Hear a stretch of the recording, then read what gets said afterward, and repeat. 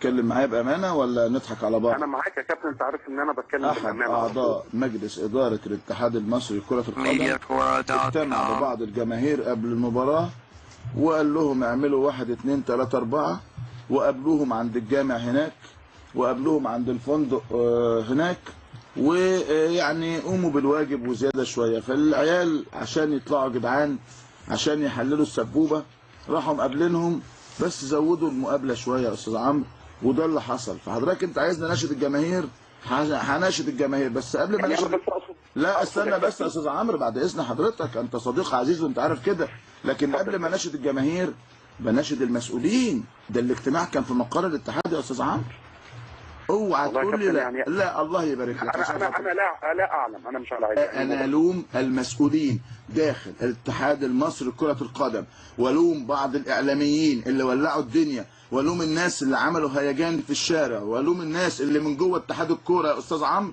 اللي كان بعلم المسؤولين داخل الاتحاد وكانوا بيسخروا برامج عشان تسخن الجماهير، والوم المسؤولين اللي جوه الاتحاد اللي جابوا الجماهير المتعصبه اللي معروف انها بتاعت شغب وعملوا معاهم ديل او اتفاق عشان ده يحصل. وانت تعلم وانا اعلم، انا عارف ان انت سلوكياتك تمنعك ان انت تقول الكلام ده على الهواء يا استاذ عمرو، لكن الكلام ده حصل.